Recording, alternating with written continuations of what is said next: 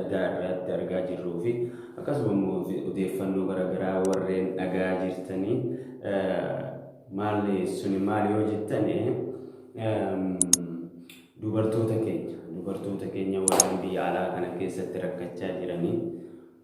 bakka dalagaatti rakkachaa jiranii dalagarraa baanillee rakkachaa jiranii mee isaaniif sagalee yoo taane yoo akkamii yaada wal gargaaruu ta'innaa mallaqa wal gargaaruu ta'innaa kanarraa kan ka'e mee akkamitti uummata keenya shamarran keenya ka biyya alaa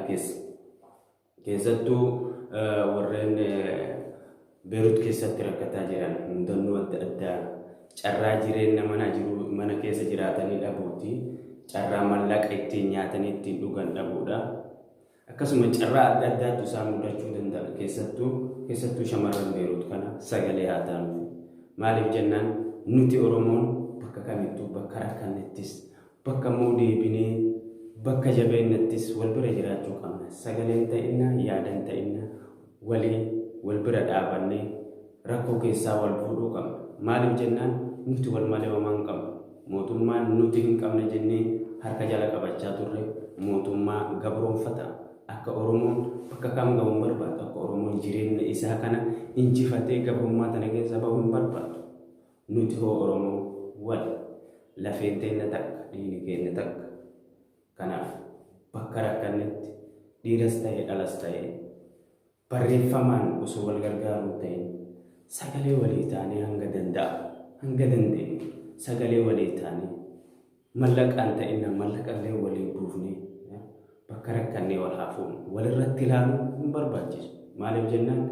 rakkoon nama tokko rakkoo nama Oromoo hundaati nutis carraan akkasii deemee waan dhaqqabuu danda'uuf hin beekamu har'a nu nagaa qabna har'a nyaannee dhugna jireenya keenya gaarii jiraanna hin beekamu waan nu mudachuuf deemu kanaaf bakka jirtanitti adaraa keessa wal gargaara keessattuu ammaan kana rakkoo cimaa keessa warreen jiran ijoollee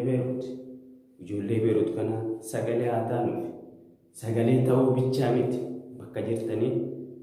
community illee ni jirti ta Oromoo ta sikkoo manduu ta'inna ta macaatuu lamaa ta'etti hunduu ni jiran kana keessa harka naqannee uummata keenya achi keessatti beelaa fi dheebuun dararamaa jiru kana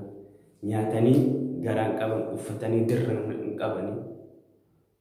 jireenyi biyya ormaatu isin nama maraachiti deebi'ee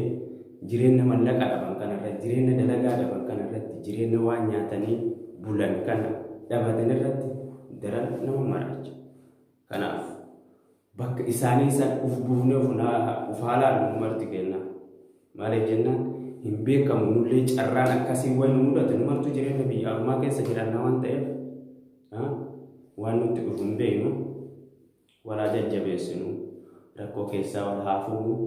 bakka jirrutti sagalee walii haa taanu kanuma rabbiin rakkoo maraa nu haa fuunu jecha guyyaan har'aa kuni har'aan tana nullee fuula sooshaal miidiyaa kana haarayallee taanu fireeshii warri jettan sun illee taanu fuuldurri keenya garuu qabsoon teenne ta fuuldura tana daran itti fufti kanaaf warreen YouTube channelii keenya subscribe nu gootan hedduu galatooma warreen YouTube channelii keenya subscribe hin godhin subscribe like share gochuun nu jajjabeessaa isiniin jenna kanuma odeeffannoo adda addaa yoo barbaadan bohaartii adda addaa diraamaa adda addaallee yoo barbaadan social YouTube channelii keenya subscribe godha share like gochuun nu gargaara